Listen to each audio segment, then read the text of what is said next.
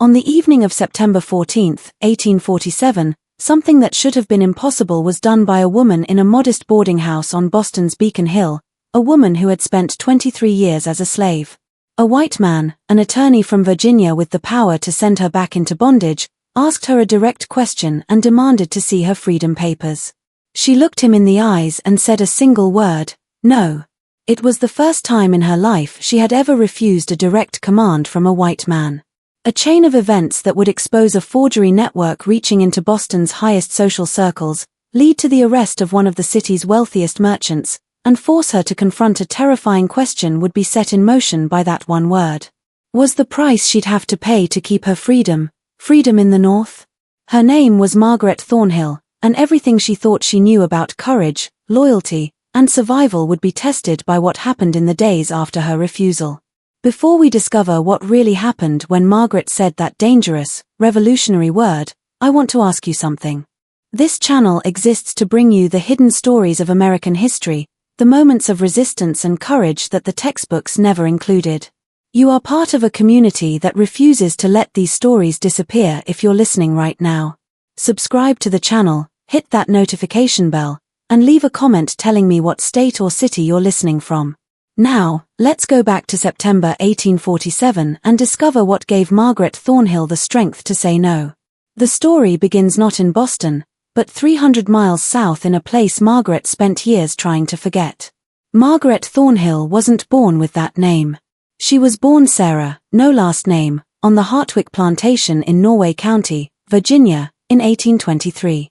The Hartwick family grew tobacco, and like most planters in the Virginia Piedmont, they had begun selling their excess slaves south to the cotton boom after the soil gave out. By 1846, the Hartwick plantation was dying, slowly but unmistakably. Repairs no one could afford were needed for the main house. The tobacco barns leaned at dangerous angles, and the enslaved population, once numbering over 60, had dwindled to 18. Margaret worked in the main house as a seamstress. She had quick fingers and sharp eyes, qualities useful for mending the family's increasingly threadbare clothing. She was considered trustworthy, a word that in that context meant she had learned to make herself invisible, to anticipate needs before they were spoken, to never, ever contradict or question. The art of survival through absolute submission had been perfected by her. Her husband Peter was not so fortunate. He worked in the fields. And in the summer of 1846, Isaac Hartwick, the plantation owner's eldest son, decided Peter would bring a good price in the New Orleans market. The family needed cash. Peter was young, strong, and worth approximately $1,200. The sale was arranged for September. On August 23, 1846, Peter disappeared. 3 days later, Margaret followed. The Underground Railroad through Virginia was a network of whispers and shadows, of trusted hands guiding you from one hiding place to the next. Margaret knew none of the names of the people who helped her. She was told not to ask. 9 days were spent in the crawl space beneath a Quaker family's kitchen near Richmond, 11 days in a false-bottomed wagon carrying flour barrels through Maryland, and 4 terrifying days hidden in the hold of a fishing vessel that carried her up the Chesapeake Bay and eventually to Philadelphia. By October 1846, she was in Boston. The city overwhelmed her. More people lived on a single Boston street than in all of Norway County. Buildings rose 4 and 5 stories high, their brick facades blackened by coal smoke. Constantly, church bells rang, marking hours she'd never learned to count. White people walked past her without a second glance. A miracle she couldn't quite believe. In Virginia, a black woman walking alone would have been stopped, questioned, possibly seized. In Boston, she was simply part of the crowd. She found refuge at Mrs. Abigail Fletcher's boarding house on the north slope of Beacon Hill.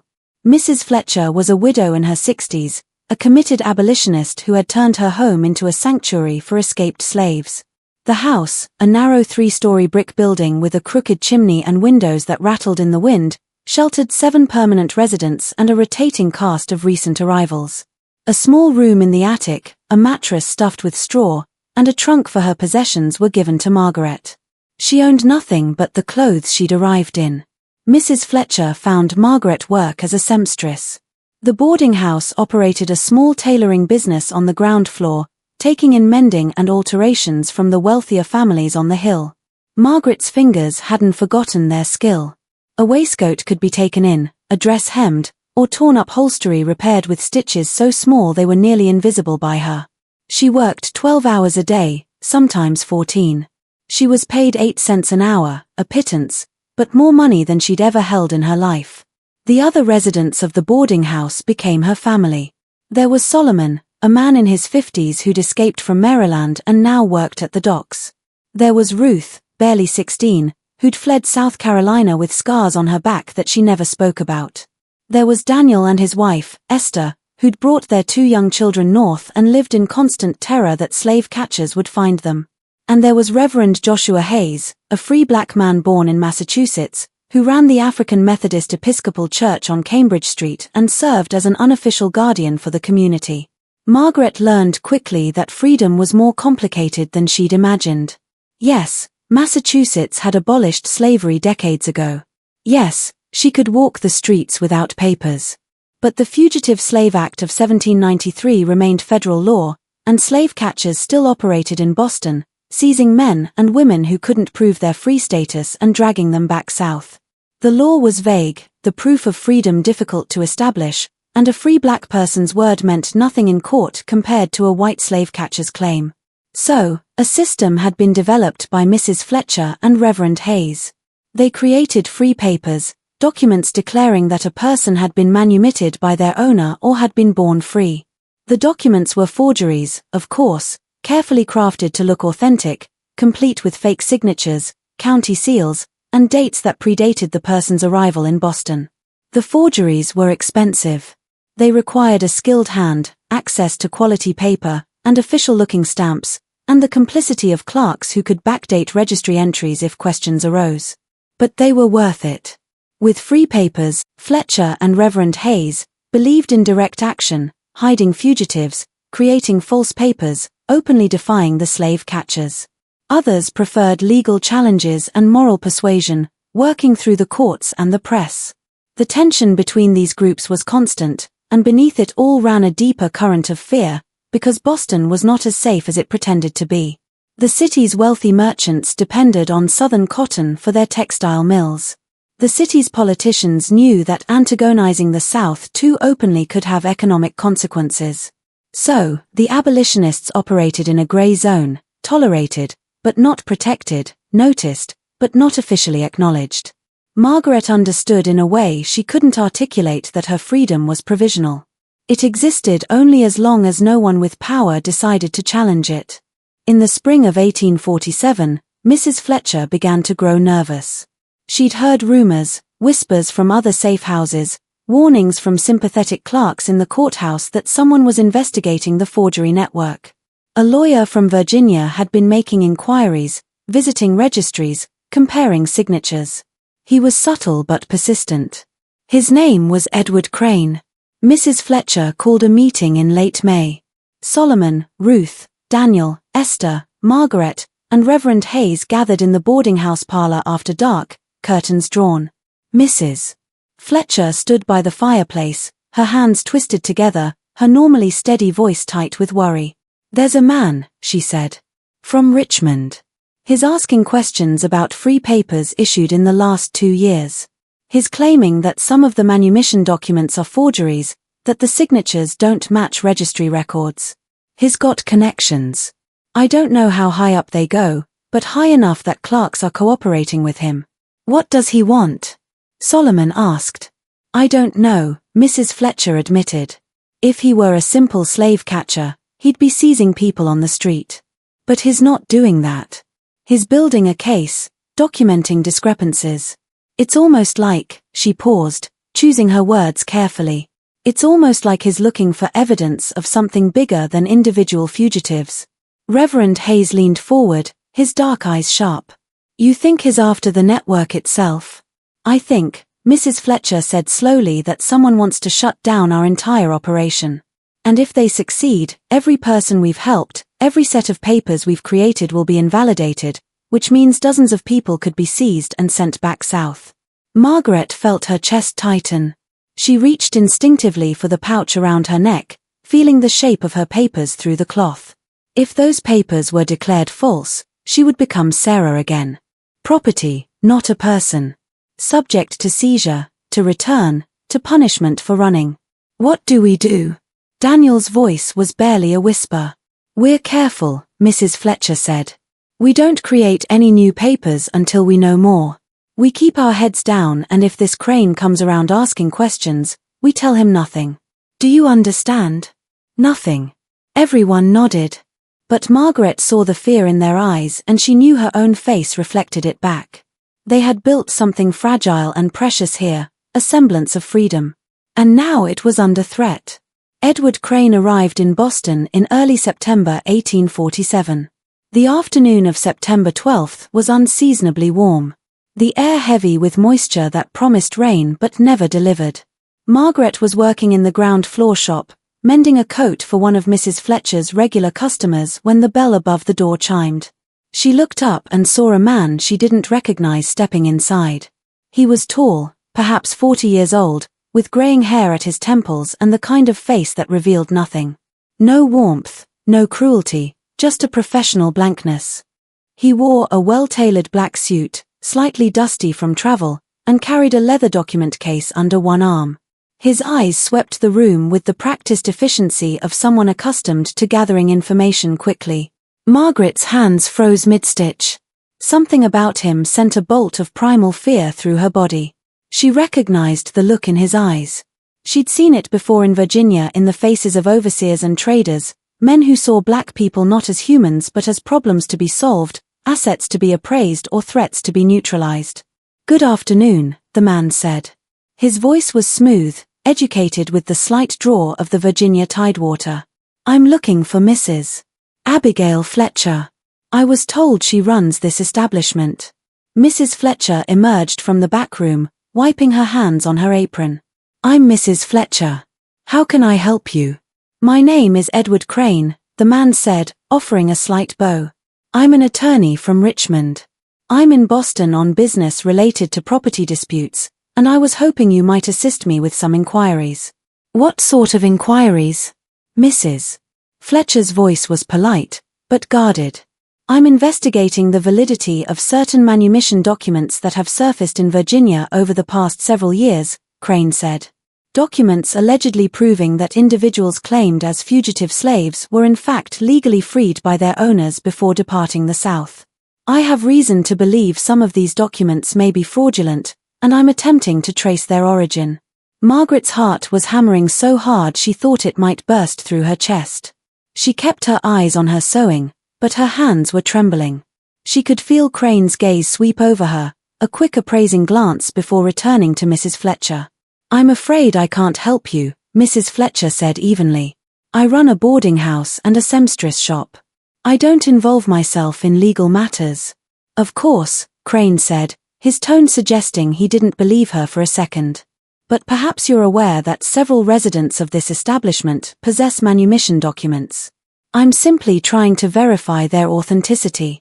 I'm sure you can understand the issue of forged free papers is a serious matter. It undermines the legal rights of property owners and creates chaos in the registry systems of multiple states. If you have specific legal complaints," Mrs. Fletcher said coldly, "I suggest you take them up with the proper authorities. Now, if you'll excuse me, I have work to do." Crane smiled, a thin, humorless expression. "I appreciate your time, Mrs. Fletcher. I'm staying at the Parker House Hotel should you think of anything that might be helpful. Good day." He turned to leave, then paused at the door and looked directly at Margaret. "And you, miss, what's your name?" Margaret's throat closed. Every instinct screamed at her to answer immediately, to show deference, to obey without question. But Mrs. Fletcher stepped forward, positioning herself between Margaret and Crane. "The young women in my employee are not obligated to answer questions from strangers," Mrs. Fletcher said firmly. "Good day, Mr. Crane." Crane's eyes lingered on Margaret for another long moment. Then he nodded slightly and left. The moment the door closed, Margaret's hands began to shake so violently that she dropped her needle. Ruth, who'd been watching from the back room, rushed forward and put her hand on Margaret's shoulder. Mrs. Fletcher locked the door and pulled the curtains closed. "He knows," Margaret whispered. He knows about the papers. He suspects, Mrs. Fletcher corrected. But suspicion isn't proof. Still, this is worse than I thought. He's not just investigating, he's hunting. That evening, Reverend Hayes came to the boarding house and met with Mrs. Fletcher in private. Margaret sat upstairs in her attic room, unable to focus on anything. She kept replaying the moment in her mind, Crane's eyes on her, his question hanging in the air, the way every cell in her body had wanted to submit, to answer, to appease. The fact that she hadn't spoke, that Mrs. Fletcher had intervened, felt both like a victory and a miracle she couldn't quite believe. Around 10 o'clock, Mrs. Fletcher and Reverend Hayes called everyone into the parlor. The Reverend's face was grave. "We've been asking questions about Edward Crane," Hayes said. "He's exactly what he claimed to be, an attorney from Richmond specializing in property law, which in this case means laws pertaining to enslaved people. But here's what he didn't tell you. He's not working alone. He's been hired by a consortium of Virginia planters who believe that the forged document network is costing them thousands of dollars in lost property. They want it shut down and they want everyone involved prosecuted." "Can they do that?" Daniel asked. "Can they prosecute people in Massachusetts for helping fugitives?" "It's complicated," Hayes said. "Massachusetts has personal liberty laws that make it difficult to enforce the Fugitive Slave Act. But forging legal documents is a crime, even here. And if Crane can prove that prominent Bostonians are involved in the forgery ring, people with money and social standing, he can create enough scandal to shut the whole operation down through public pressure and legal challenges. So what do we do?" Solomon's voice was rough with anger. "We protect each other," Mrs. Fletcher said. "No one admits to anything. No one shows their papers unless forced to by law. And if Crane comes around again, you don't speak to him. You don't answer his questions. You come find me or Reverend Hayes immediately." Margaret lay awake that night, staring at the ceiling. She could hear rats scratching in the walls, the wind rattling the loose shingles on the roof, the distant sound of a baby crying in one of the neighboring houses. She thought about Peter, wondered where he was, whether he was alive.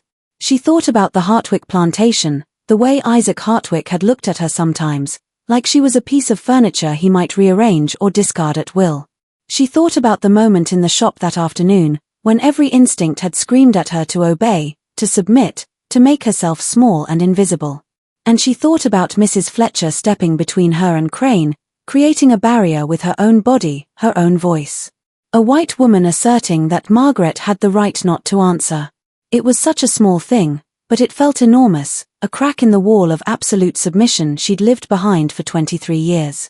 Over the next 2 days, Edward Crane was everywhere. He visited the courthouse, examining manumission records. He spoke with clerks at City Hall, comparing signatures and dates. He attended a meeting of the Massachusetts Anti-Slavery Society and sat in the back taking notes. He was spotted on Cambridge Street near Reverend Hayes's church. He ate dinner at the Parker House and engaged other guests in conversation about the fugitive problem. He was methodical, patient, and relentless. On September 14th, he returned to Mrs. Fletcher's boarding house. It was early evening. Margaret was upstairs in her room working on a dress alteration by lamplight. She heard the knock at the door, heard Mrs. Fletcher answer it, heard the low murmur of voices. Then she heard footsteps on the stairs. Heavy, deliberate. Mrs. Fletcher appeared in Margaret's doorway, her face pale. "Mr. Crane is here. He's insisting on speaking with you specifically. He says he has questions about your manumission papers." Margaret felt her stomach drop. "I don't have to talk to him." "No," Mrs. Fletcher agreed. "You don't. But he's threatened to file a formal complaint with the city marshal claiming that I'm harboring fugitive slaves with fraudulent documentation. If he does that, there will be an official investigation." And she trailed off. But Margaret understood. An investigation would expose the entire network. Dozens of people would be at risk. "What do I do?" Mrs. Fletcher hesitated, then said quietly, "I'll be with you. Reverend Hayes is on his way. But Margaret, be careful what you say. Don't volunteer any information, and if he asks to see your papers, tell him you need to consult with legal counsel first." Margaret followed Mrs. Fletcher downstairs, her legs feeling like water. Edward Crane was standing in the parlor, silhouetted against the window. He turned as she entered, and his expression was unreadable. "Miss Thornhill," he said, his tone almost cordial. "Thank you for speaking with me. I'll make this brief. I've been reviewing manumission records from Alexandria, Virginia, and I found some irregularities. Your papers claim you were freed by Thomas Thornhill in 1844, but I can find no record of any Thomas Thornhill owning property in Alexandria during that period. In fact, I can find no record of anyone named Thomas Thornhill in the county registry at all." Margaret said nothing, her mouth was dry, her pulse racing. She could feel the weight of her papers against her chest, suddenly feeling less like protection and more like evidence of a crime.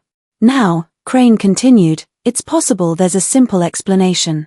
Record-keeping in Virginia isn't perfect. Perhaps Mr. Thornhill lived in a neighboring county, or perhaps the documents were filed in the wrong location.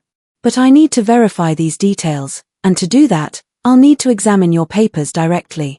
Would you be willing to provide them for inspection?" Mrs. Fletcher stepped forward. "Mr. Crane, as I've already told you, I'm not asking you, Mrs. Fletcher," Crane said, his voice hardening slightly. "I'm asking Miss Thornhill. It's a simple question.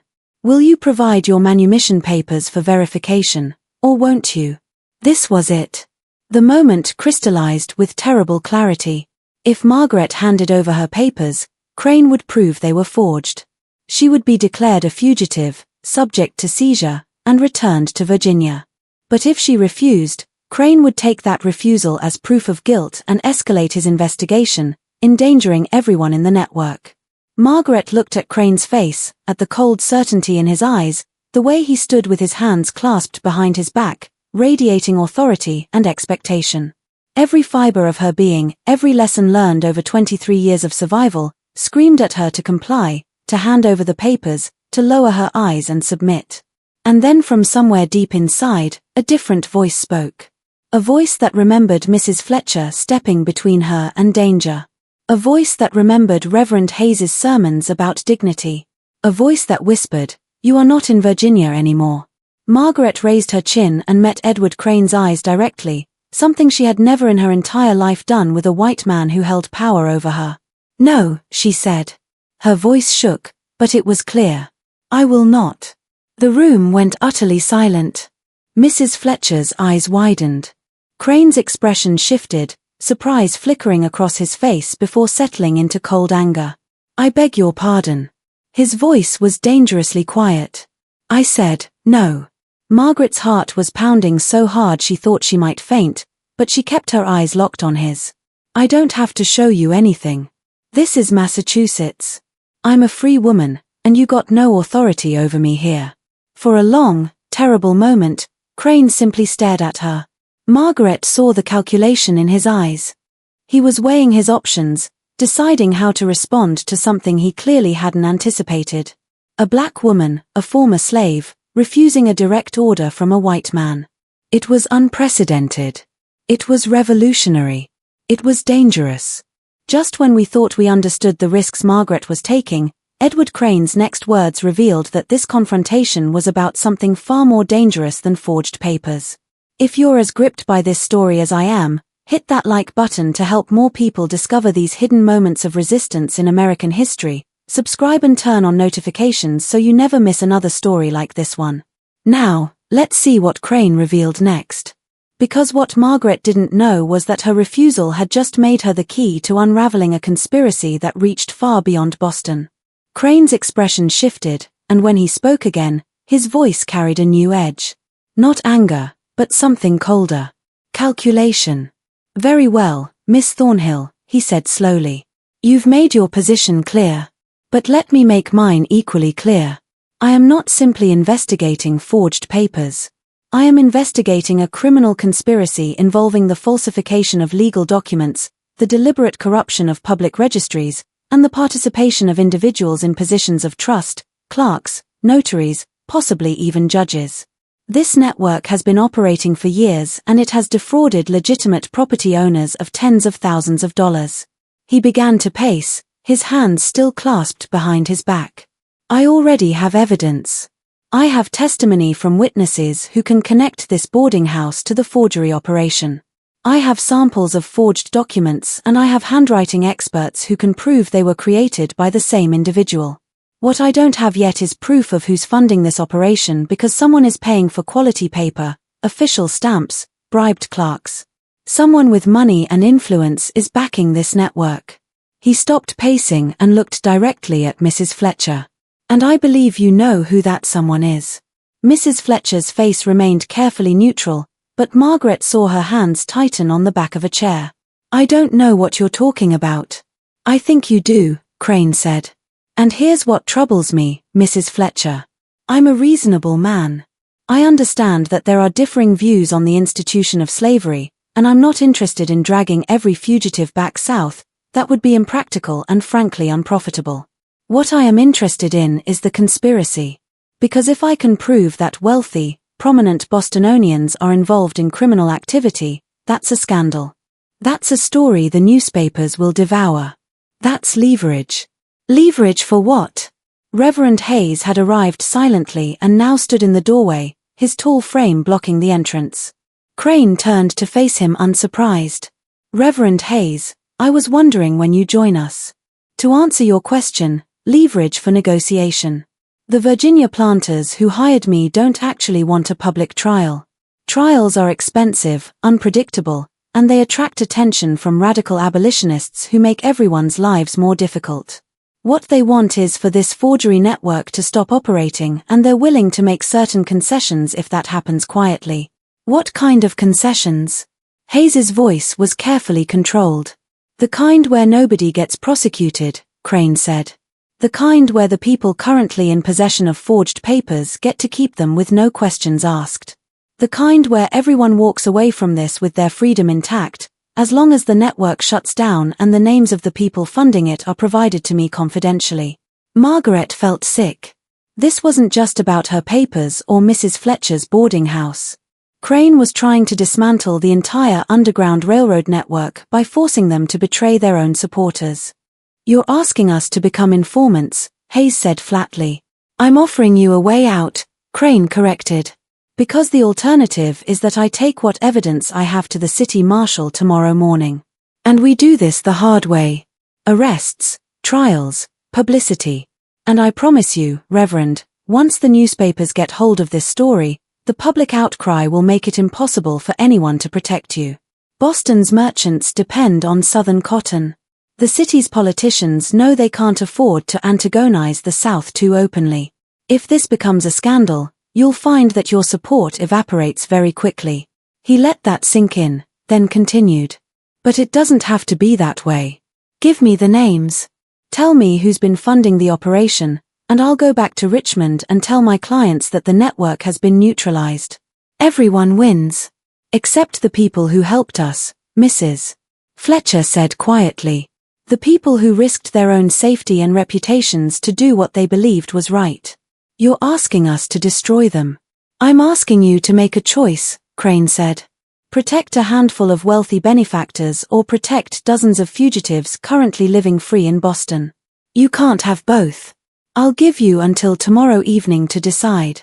After that, I go to the authorities with what I have. He picked up his hat from the side table and moved toward the door, then paused and looked back at Margaret. You surprised me this evening, Miss Thornhill. I genuinely didn't expect you to refuse. It was brave. Foolish, but brave. I hope for your sake that your allies here are willing to make the practical choice. Because if they don't, that courage of yours won't mean much when you're on a ship back to Virginia. He left. The door closed behind him with a soft click that sounded like a gunshot in the silent room. The next hours were the longest of Margaret's life. Mrs. Fletcher, Reverend Hayes, and two other prominent abolitionists, a lawyer named Samuel Hutchinson, and a wealthy merchant named Thomas Wright, gathered in the boarding house parlor and argued in tense, hushed voices while Margaret and the other residents waited upstairs. Margaret sat on her bed, unable to move, unable to think clearly. Ruth sat beside her, holding her hand. From downstairs, they could hear the rise and fall of voices, Hayes's deep baritone, Mrs. Fletcher's sharp protests, the measured tones of the lawyer.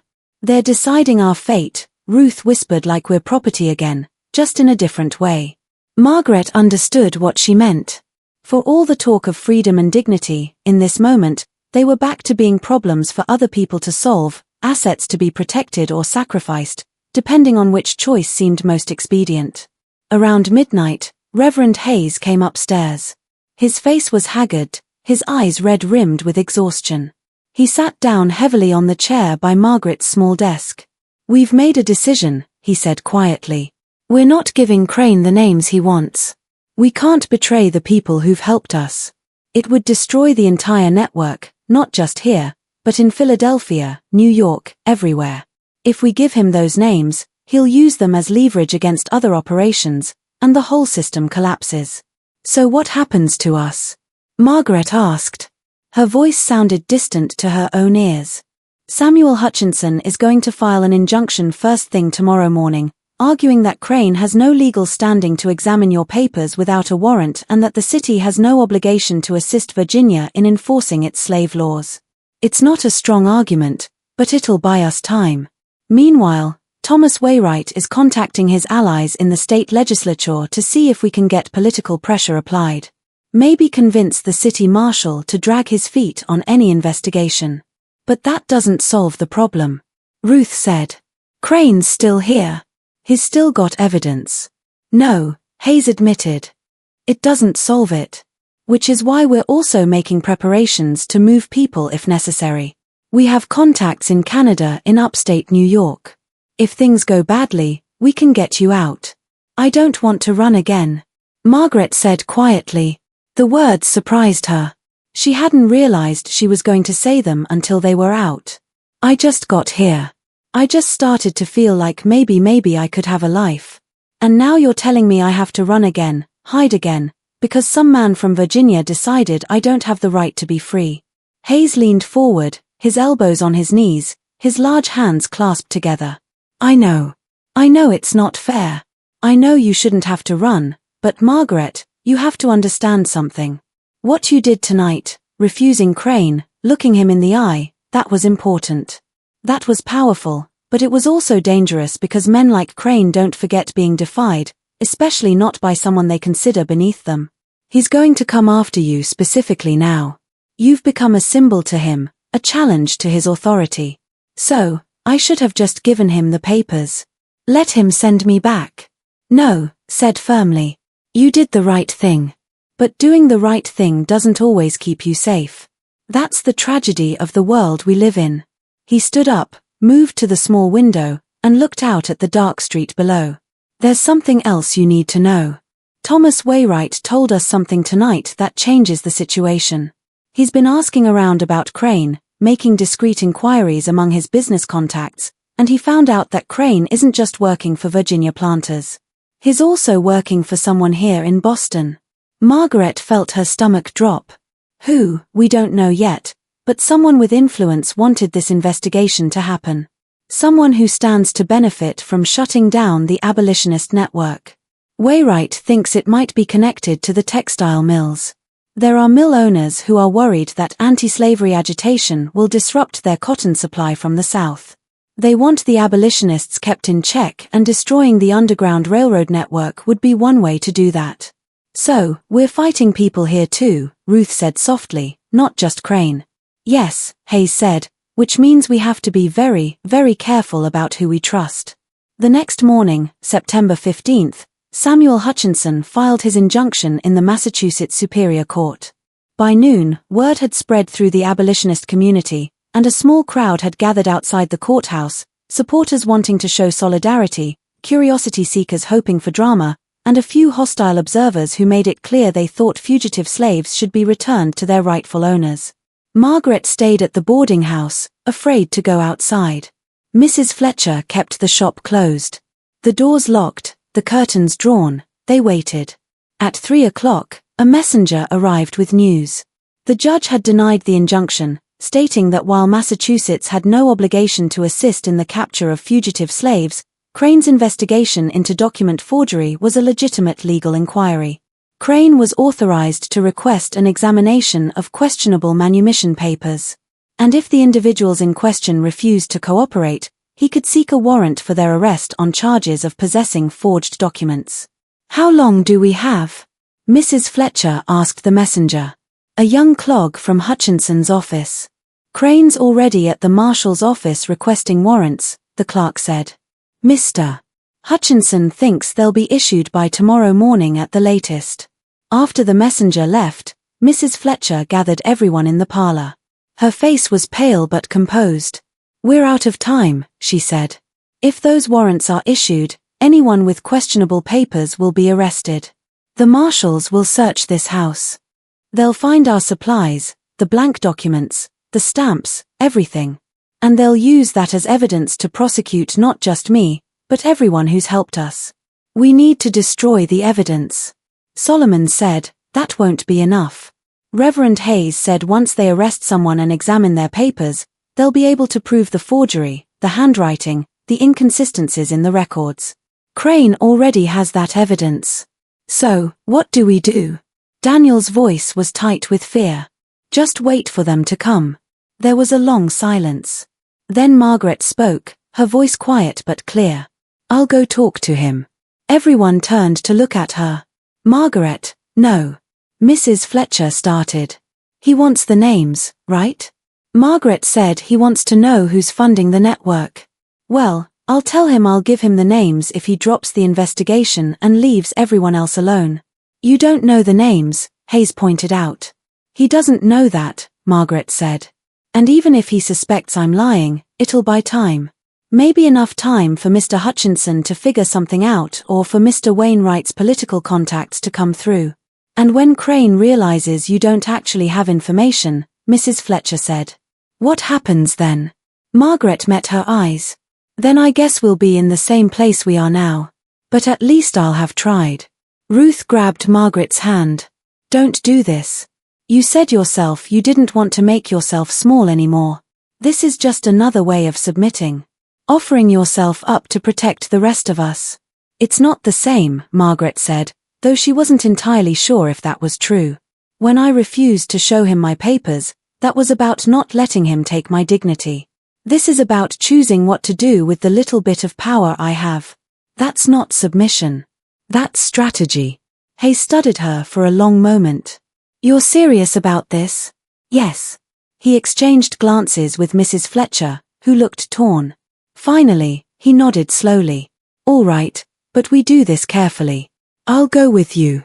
We'll meet Crane in a public place. The hotel dining room somewhere with witnesses. And you don't actually give him any information. You just negotiate. Buy time." That evening, Margaret and Reverend Hayes walked to the Parker House Hotel. The sky was overcast, threatening rain. Beacon Hill's gas lamps flickered in the growing darkness, casting long shadows across the cobblestone streets. Margaret wore her best dress, a simple grey cotton gown that Mrs. Fletcher had helped her alter months ago. Her papers were still in the pouch around her neck, a weight she'd grown so accustomed to, she barely noticed it anymore. The Parker House was one of Boston's finest hotels, a massive building with marble floors and crystal chandeliers. Margaret had never been inside such a place. The doorman gave her and Hayes a suspicious look, but didn't stop them from entering. Hayes asked for Mr. Crane at the front desk, and a bellboy was dispatched to his room. They waited in the lobby. Margaret's hands were shaking, so she clasped them together tightly. Hayes stood beside her, a reassuring presence. "Whatever happens," Hayes said quietly, "remember that you don't have to be afraid of him. I know that's easy for me to say. I was born free. I've never lived what you lived. But I want you to remember something. You already did the hardest thing. You already said no to him once. Everything after that is just details." Before Margaret could respond, Edward Crane appeared at the top of the grand staircase. He descended slowly, his face unreadable. When he reached them, he gave a slight nod. "Miss Thornhill, Reverend Hayes, this is unexpected. Shall we speak somewhere more private?" "The dining room will do," Hayes said firmly. "Somewhere public." Crane smiled slightly. "Of course, I understand. Please, this way." He led them to the hotel's dining room, a large space with white tablecloths and waiters in formal attire. At this hour, it was only half full. Crane selected a table near the back, away from other diners, but still visible to the room. They sat down. A waiter appeared and Crane ordered coffee. Margaret and Hayes declined. So Crane said once the waiter had left, "To what do I owe the pleasure?" Margaret took a breath. "I want to make a deal. I'm listening. You said you wanted the names of the people funding the forgery network. I can give them to you." Crane's expression didn't change, but Margaret saw interest flicker in his eyes. "Can you now?" "But I got conditions." Margaret continued. "You drop the investigation, you don't request any warrants, you don't seize anybody's papers, and you leave Boston." "That's quite a list of conditions," Crane said. "What makes you think you're in a position to negotiate?" "Because if you arrest me and try to prove my papers are forged, it'll take time. You'll have to go through the courts and Mr. Hutchinson will fight you every step. Could take weeks, maybe months. And in that time, the people you're really after, the ones with money and influence, they'll cover their tracks. They'll destroy evidence. You'll get nothing. But if you give me the names now," Crane said slowly, "I can act quickly before they have time to prepare." "Is that your argument?" "Yes." Crane leaned back in his chair, studying her. The waiter returned with his coffee, and he took a sip, considering it's a clever offer, "But I have a few questions. First, how do I know you actually have the information you're claiming? You're a seamstress who's been in Boston less than a year. Why would anyone trust you with the kind of sensitive information I'm looking for?" "People talk around me," Margaret said, improvising. "They think because I'm quiet, I'm not paying attention. But I hear things, names, places, who meets with who." "I see." "In second question, why should I trust that you'll actually give me real information once I agree to drop the investigation? What's to stop you from giving me false names?" "You can verify the names before you leave town," Margaret said. "Check their connections, their finances. If I'm lying, you'll know quick enough and you can go back on the deal." Crane nodded slowly. "Logical. But here's my problem, Miss Thornhill. Even if I believe you have information, I'm not sure I want to make this deal. You see, my clients in Virginia want this network destroyed." "Yes. But they also want an example made. They want people to understand that there are consequences for helping fugitive slaves, for forging legal documents, for undermining the institution of slavery. And you've become rather symbolic in that regard. The fugitive who refused to cooperate. The one who dared to defy a white man's direct question. My clients would be very interested in seeing you return to Virginia to face the consequences of your flight." Margaret felt ice in her veins. She'd walked into this meeting hoping to negotiate, but now she realized Crane had already decided her fate. This wasn't a negotiation. It was a game he was playing with her, watching her squirm. Reverend Hayes leaned forward, his voice hard. "You lay one hand on her, Crane, and I'll make sure every newspaper in Boston knows about it. The abolitionist press will eat this story alive. You'll have riots outside your hotel." "Will I?" Crane said mildly. "Or will I have the support of Boston's merchants and politicians who are tired of radical abolitionists disrupting commerce and trade?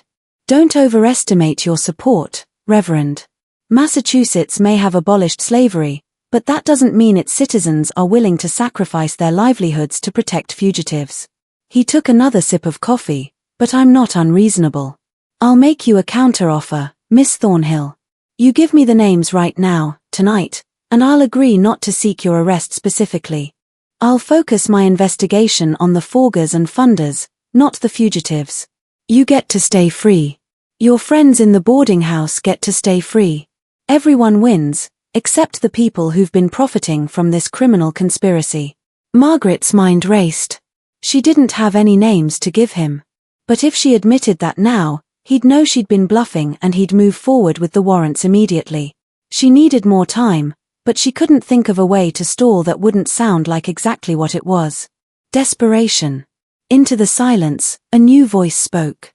"The name you're looking for is mine." Margaret turned in shock. Thomas Wainwright was standing beside their table.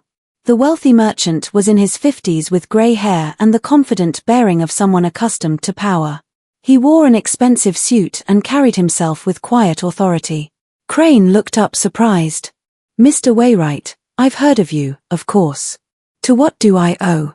I'm the one funding the forgery network, Wainwright said calmly. He pulled out a chair and sat down without waiting for an invitation. I've been providing the money for supplies, bribing clerks, paying for legal counsel when needed. If you want to prosecute someone, prosecute me. Leave Miss Thornhill and the others alone. Crane's eyes narrowed. That's very noble of you, Mr. Wainwright, but I'm not sure I believe you.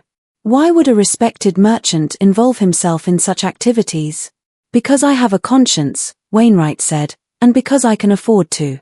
You're right that many of Boston's merchants depend on Southern cotton, but not all of us. I made my fortune in shipping to Europe and Asia. I don't need the South business, which means I have the freedom to act according to my principles. Even if I believed you, Crane said, which I'm not sure I do, prosecuting you presents certain complications. You have influence, friends in high places. It would be difficult to make charges stick. Perhaps Wainwright agreed, but it would also be very public, very messy. The kind of scandal that attracts attention from radical abolitionists, as Reverend Hayes mentioned. The kind of publicity that might make your clients in Virginia uncomfortable. After all, they hired you to shut down the network quietly, didn't they? Not to start a public war between Boston's business community and Virginia's planter class. Crane was silent for a long moment. Margaret could see the calculation in his eyes, weighing risks, considering angles, trying to decide if Wainwright was bluffing or sincere. Finally, Crane said, "What are you proposing?" "I'm proposing that you've succeeded in your mission." Waite said, "The network is compromised. We'll shut down the forgery operation. No more false papers. No more bribed clerks. In exchange, you leave town and report to your clients that you've neutralized the threat. No arrests, no trials, no publicity. Everyone walks away quietly, and the fugitives who are already here, the ones with forged papers, they keep them. You've made your point. The network is closed. But the people who are already free remain free. That's the deal." Crane drummed his fingers on the table, thinking. "Finally," he said, "I need proof that you're actually involved in this network. I'm not accepting your word alone." Wainwright reached into his coat pocket and pulled out a folded document. He laid it on the table. "This is a receipt for payment to a printer in Philadelphia for specialty paper and official-looking stamps. It's dated 6 months ago and it's signed by me. There are also records of payments I've made to certain clerks in the county registry office. I can provide those if necessary. You'll find that the amounts and dates correspond with the issuance of questionable manumission documents." Crane picked up the receipt, examined it, then folded it and slipped it into his own pocket. "Very well. I'll accept your offer with one condition. I want a written statement from you admitting your involvement, not for public release, but as insurance. If I discover that the network continues operating after I leave Boston, I'll use that statement to prosecute you." "Agreed." Waite hesitated, then nodded. "Agreed. Good. I'll have my attorney draft the statement. You'll sign it tomorrow morning, and I'll be on a train back to Richmond by tomorrow afternoon." He stood up, leaving money on the table for the coffee he'd barely touched. He looked at Margaret, and for just a moment, something like grudging respect flickered across his face. "You have interesting friends, Miss Thornhill, more loyal than I expected. Treasure that loyalty. It's a rare thing in this world." Then he left. After Crane's departure, the three of them sat in silence for several minutes. Margaret felt like she couldn't breathe properly, like the corset sheet she wasn't even wearing had suddenly tightened around her ribs. Finally, she found her voice. "Why did you do that? Why would you give him that statement?" "Because someone had to," Wainwright said simply. "And I'm in a position to take the risk. I have money, lawyers, political connections. If Crane tried to use that statement against me, I can fight back. You couldn't. Mrs. Fletcher couldn't. So, I did what needed to be done." "But you're destroying the network," Reverend Hayes said quietly. "Without the ability to create new papers, we can't help anyone else who comes north." "I know," Wayne said. And for the first time, his composure cracked slightly. "I know, but we were already compromised. Crane had enough evidence to shut us down regardless. At least this way we protect the people who are already here. And perhaps in time we can rebuild more carefully with better security. Margaret looked down at her hands. She should have felt relieved. She was safe, at least for now. Crane was leaving. But instead, she felt hollow. Because Wainwright was right. They'd save themselves by sacrificing the future. Every person who might have fled north in the coming months, every family that might have needed those forged papers, they were out of luck now. It's not fair, she said quietly. No, Wayne agreed. It's not. But fair is a luxury we don't always get to have. They left the hotel together. Outside, the threatened rain had finally begun. A light drizzle that made the cobblestones slick and reflective. Margaret walked between Hayes and Wainwright, their footsteps echoing in the empty streets. When they reached the boarding house, Mrs. Fletcher was waiting anxiously. They told her everything. She listened in silence, her face pale. And when they finished, she sat down heavily in her chair. I knew this day would come eventually, she said. I just hoped it would be later, that we'd have more time. We'll figure something out, Hayes said. This isn't the end. But Margaret heard the uncertainty in his voice, and she knew that maybe it was the end, at least of this version of the network. They'd won a battle, but the war was far from over. That night, Margaret lay awake again, listening to the rain drum against the roof. She thought about Crane's face when he'd asked her to give him her papers and how she'd said no. She thought about the terror and exhilaration of that moment, the feeling of stepping off a cliff without knowing if she'd fall or fly. She thought about Peter somewhere in the south and wondered if he was still alive. She thought about all the other people still enslaved, still waiting for a chance to run north, still hoping that someone would help them. And she thought about the look in Crane's eyes when he'd said, "You have interesting friends, Miss Thornhill. Treasure that loyalty." She had defied him. She had looked him in the eye and refused. And even though Wainwright had been the one to ultimately negotiate their safety, Margaret knew that her refusal had mattered. It had changed something, not just in her, but in the way the world had unfolded around her. She didn't know if that was enough, but it was something. The next morning, September 16th, Thomas Wainwright went to the Parker House Hotel to sign the statement Crane's attorney had prepared. Reverend Hayes accompanied him along with Samuel Hutchinson. Margaret stayed at the boarding house, unable to eat, unable to sit still. Mrs. Fletcher tried to keep her occupied with sewing work, but Margaret's hands shook too much to make straight stitches. Around noon, Hayes returned alone. His face was grim. "Where's Mr. Wainwright?" Mrs. Fletcher asked immediately. "He's been arrested," Hayes said. "Crane double-crossed us." The room went silent except for the ticking of the clock on the mantel. "What happened?" Margaret whispered. Hayes sank into a chair, suddenly looking far older than his years. Wainwright signed the statement as agreed, but when he did, 2 city marshals who'd been waiting in the next room came out and placed him under arrest. Crane had obtained a warrant charging him with conspiracy to forge legal documents, bribery of public officials, and aiding fugitive slaves. The statement he signed was used as a confession. But Crane said, Mrs. Fletcher started. Crane lied, Hayes said bitterly. Or more accurately, he told us what we wanted to hear while he maneuvered us into a trap. By getting Waite to confess in writing, he secured evidence that would have taken months to gather otherwise. And by arresting Wainwright, he sends a message to other wealthy abolitionists. Your money and influence won't protect you. What about the rest of us? Daniel asked from the doorway. He and several other residents had gathered, drawn by the sound of raised voices. That's the interesting part, Hayes said. Crane made sure I understood that he's not seeking warrants for anyone else. Not yet. He got what he wanted, a prominent conviction to use as leverage against the abolitionist community, but he also made it clear that if anyone tries to help Wayne, if anyone continues operating the network, he'll come back and finish the job. So, he's using Thomas as a hostage. Mrs. Fletcher said, do nothing and Thomas goes to prison. Try to help him or rebuild the network and Crane arrests everyone. Exactly.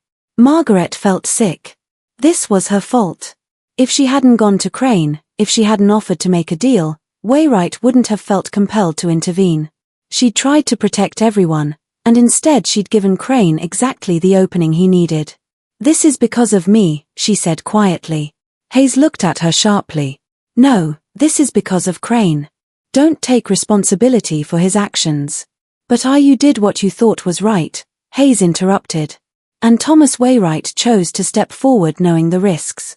He's not a fool. He knew Crane might betray us. He did it anyway because he believed it was worth it. Don't diminish his choice by making it about your guilt." Over the next several days, the reality of their situation became clear.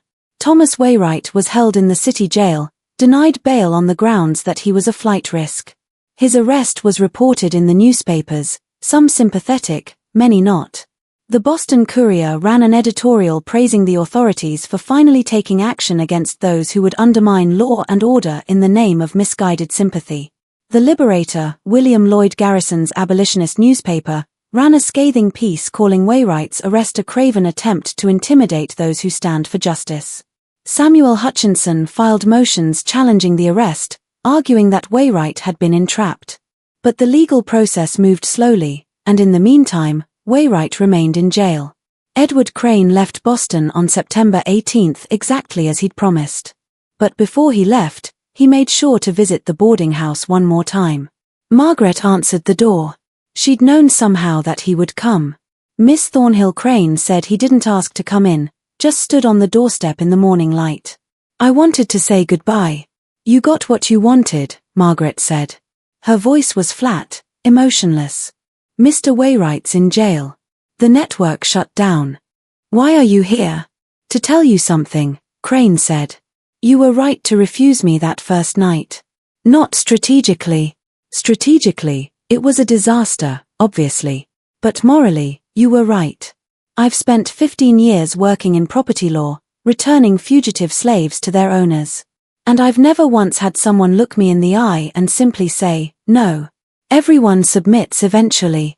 Everyone compromises. But you didn't. So what?" Margaret's anger flared suddenly, hot and sharp. "You still won. Mr. Wainwright, still in jail. We still can't help anyone else who runs north. What difference does it make that I said no?" Crane was silent for a moment, then said quietly, "Because I'll remember it, and that means something, even if you can't see how right now." He turned to leave, then paused. "One more thing. You asked me during our negotiation why I was doing this, why I cared so much about a few fugitive slaves and some forged papers. I told you it was about my clients in Virginia, about protecting property rights. That was true, but it wasn't the whole truth." "What's the whole truth?" Margaret asked. "I had a brother," Crane said, not looking at her. "Younger than me. He became involved with the abolitionist movement in Richmond about 10 years ago. He helped slaves escape, hid them in his home, created false papers. Eventually, he was caught. He was tried for theft, stealing another man's property, and sent to prison. He died there of cholera in 1842. Margaret stared at him. "You're saying you had an abolitionist brother, and that's why you're hunting fugitives." "I'm saying I watched my brother destroy his life for a cause that couldn't win."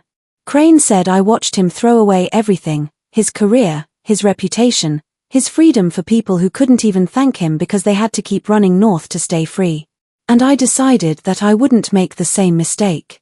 I decided that the law, however unjust, was the law and that fighting it only led to ruin. So you became the thing your brother fought against." Margaret said, "Yes," Crane said simply. "I suppose I did." He tipped his hat to her and walked away. Margaret watched him go, feeling a strange, complicated mixture of anger and something else she couldn't quite name. Not sympathy exactly, but recognition maybe, an understanding that people made choices, sometimes terrible choices, for reasons that made sense to them, even if they destroyed others. She closed the door and leaned against it, tears streaming down her face. Thomas Wainwright's trial took place in November 1847. Despite Samuel Hutchinson's best efforts, the evidence was damning. Wainwright's own signed confession, the receipts, testimony from clerks, who'd accepted bribes. He was convicted on all charges, and sentenced to 3 years in prison. The abolitionist community was devastated. Some called for protests, for civil disobedience, for a campaign to free Wainwright by any means necessary. But Reverend Hayes counseled led caution. Wainwright told me something before the trial. He said to the gathered community. He said, "Don't turn my conviction into a martyrdom. Don't let them use me as an excuse to crack down harder. Keep your heads down, survive, and rebuild when it's safe." So they did. The boarding house continued to operate, though Mrs. Fletcher no longer took in new fugitives, the ones already there. Margaret, Solomon, Ruth, Daniel, Esther, and a handful of others stayed and tried to build lives as normal as possible. Margaret continued working as a seamstress. She saved money. She wrote letters to Peter that she never sent because she didn't know where to send them. In the spring of 1848, Margaret did something she hadn't done since arriving in Boston. She went to the public library, a grand building she'd passed many times but never entered, and asked the librarian to help her find the registry of deaths for Virginia.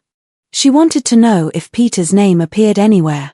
The librarian, a kind older woman, helped her search through volumes of records. They found nothing. No record of Peter's death, which meant either he was still alive or his death had gone unrecorded. Not uncommon for enslaved people. Margaret chose to believe he was alive. She had too. In July 1848, Margaret met a man named James Calloway, a free black carpenter who'd been born in Maine and had come to Boston looking for work. He was quiet, steady, kind. They married in October 1848 in Reverend Hayes's church with Mrs. Fletcher and Ruth standing witness. Margaret tried to build a life. She tried to forget the fear, the constant looking over her shoulder, the dreams where she was back in Virginia, and Isaac Hartwick was telling her that Peter had been sold and it was her fault for running. She tried to be happy, but she never forgot September 14, 1847, the night she looked Edward Crane in the eye and said no. She told the story to her children years later when they were old enough to understand. She told them that sometimes the most important thing you can do is refuse. Refuse to submit. Refuse to accept that someone else has the right to own you, command you, diminish you, even when refusal is dangerous. Even when it costs more than you can afford to pay. Thomas Wainwright served 18 months of his sentence before being pardoned by the governor in 1849 following a lengthy campaign by his supporters. He emerged from prison thinner, grayer. "She taught us," he said, "that freedom isn't just the absence of chains. It's the daily choice to resist injustice to protect the vulnerable, to stand between the powerful and the powerless." Margaret stood in the church that day, holding her youngest daughter's hand, and thought about the moment Mrs. Fletcher had stepped between her and Edward Crane. Such a small gesture, such enormous consequences. The Civil War came in 1861 and everything changed. Margaret watched as her son Joshua, barely 18, enlisted in the 54th Massachusetts Infantry Regiment, one of the first official African-American units in the Union Army. She watched him march away in his blue uniform. Tall and proud, and felt terror and pride wearing in her chest. Joshua survived the war. He came home in 1865 with a scar across his ribs from a Confederate bayonet and stories he rarely told. He'd been at Fort Wagner. He'd seen friends die, but he'd also seen slavery end, seen the Confederacy fall, seen a new world struggling to be born. Margaret lived to see all of it. She lived to see the 13th Amendment abolish slavery throughout the United States. She lived to see the 14th Amendment grant citizenship to formerly enslaved people. She lived to see black men vote in Massachusetts, though the backlash and violence in the South made it clear that legal freedom didn't automatically translate to safety or equality. In 1875, when Margaret was 52 years old, something unexpected happened. A letter arrived at her home, forwarded through several intermediaries. It was from a woman in Louisiana named Catherine. Peter's second wife, married to him after the war ended. Peter had died 2 years earlier. Catherine wrote he'd been sold to a plantation in Mississippi in 1846, had survived the war, had been freed, and had spent years trying to find information about Margaret. He'd never known she'd made it to Boston. He'd never known she was alive. He'd assumed she'd been caught, returned to Virginia, maybe killed, so he'd eventually remarried, built a new life. Though Catherine wrote that he'd spoken of Margaret often, especially near the end. Catherine had found the letter Peter had been carrying when he died. A letter he'd written to Margaret years ago, but never had an address to send it to. She'd tracked down connections through the Freedmen's Bureau, through church networks, through the complicated web of black communities trying to rebuild after the war, and finally found someone who knew where Margaret Thornhill lived in Boston. She enclosed Peter's letter with her own. Margaret opened it with shaking hands. James sat beside her, holding her steady. The letter was brief, the handwriting awkward. Peter had learned to write only after the war ended, taught by a northern school teacher in the Freedmen's School. But the words were clear, "My Sarah. I do not know if you are alive. I do not know if you will ever read this. But I need to write it, need to say it, even if these words go nowhere. You were the bravest person I ever knew when you ran. When you chose freedom, even though it meant leaving me behind, I was angry at first. Then I understood. You did what I was too afraid to do. You chose to live instead of just survive. I hope you made it north. I hope you found safety. I hope you built a life. I hope you know that I loved you and that your courage gave me strength to keep going even in the worst times. If you read this, know that you were not forgotten. You mattered. You matter still. Peter." Margaret read the letter 3 times, tears streaming down her face. James held her while she wept. Not just for Peter, though the grief for him was real and sharp, but for everything. For the years they'd lost. For the life they might have had together if the world had been different.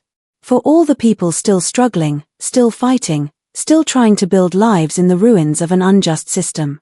But also, she realized she was crying with something like relief. Peter had survived. He'd been free. He'd had a life, maybe even some happiness. And he'd thought of her with love, not bitterness. That was something. That was more than she dared hope for. She wrote back to Catherine, thanking her for finding her, for sending the letter. She told her about Boston, about James and the children, about the life she'd built. She told her that Peter had been right. She had found safety, though it was a more complicated and fragile thing than she'd imagined as a young woman running north. The two women exchanged several more letters over the following years, and through Catherine, Margaret learned more about Peter's life after enslavement. He'd worked as a farmer, had helped build a church in his community, had been one of the black men who'd voted in Louisiana in the brief window when it was possible. He'd faced violence and intimidation, but had kept going. He'd been, Catherine said, a man of quiet dignity who refused to bow. Margaret recognized that quality.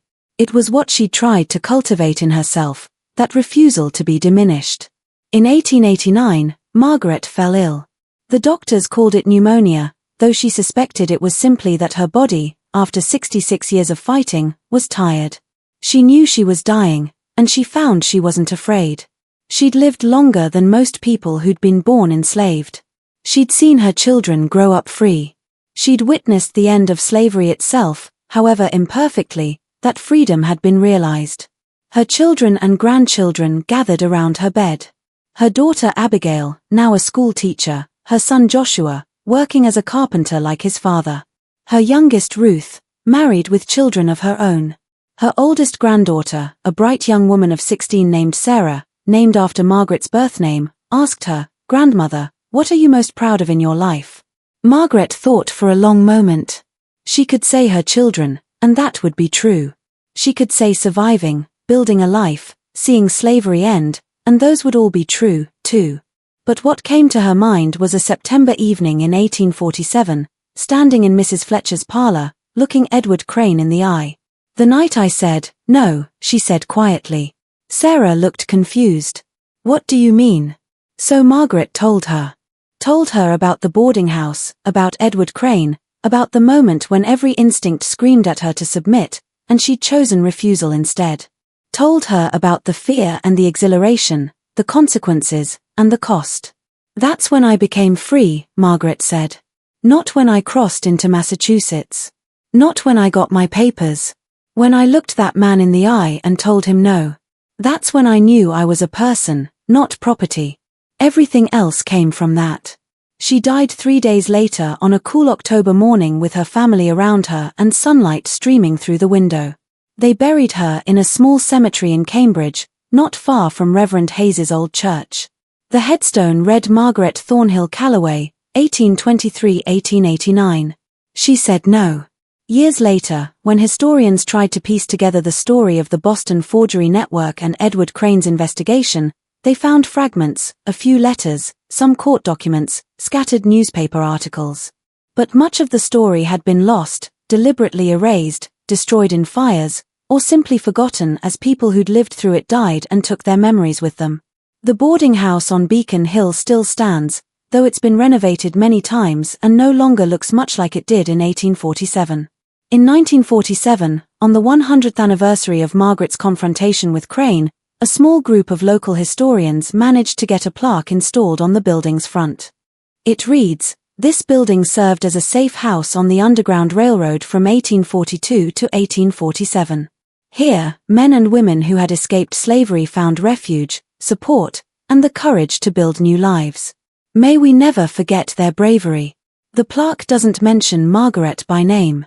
It doesn't mention Mrs. Fletcher or Thomas Wainwright or Reverend Hayes or Edward Crane. It's a generic memorial, the kind that acknowledges history without getting into the messy, complicated, deeply human details.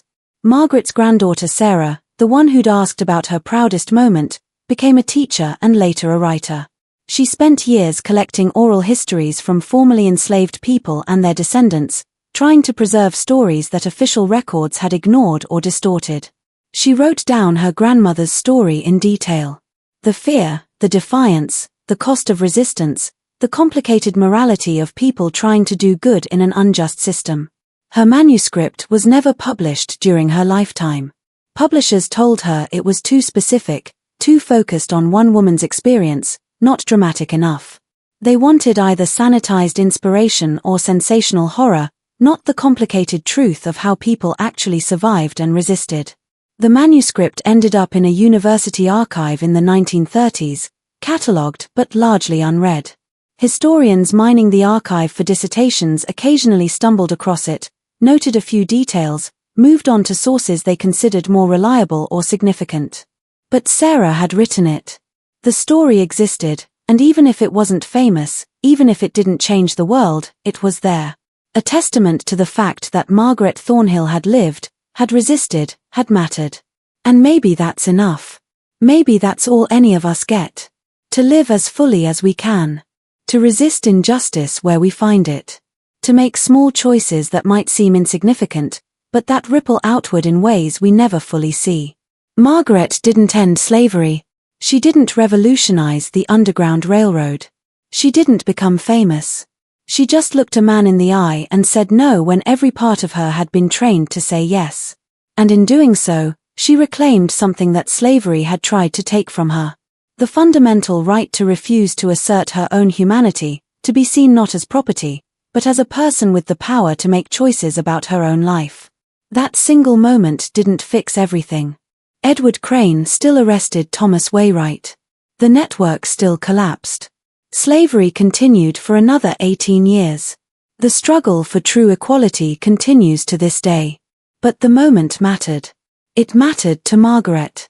It mattered to the people who witnessed it. It mattered to her children and grandchildren who heard the story and understood that resistance was possible even when it was dangerous. Even when it cost more than you could afford to pay. History is made of millions of small moments like that. Small refusals, small acts of courage, small choices to prioritize dignity over safety. They don't all make it into the textbooks. They don't all get commemorated with statues or holidays, but they accumulate layer upon layer, choice upon choice, person upon person, until gradually, impossibly, the world shifts. Margaret Thornhill never saw herself as a hero. She was just a woman trying to survive, trying to build a life, trying to hold on to her humanity in a system designed to strip it away. But in that September evening in 1847, when she refused to submit, she did something heroic.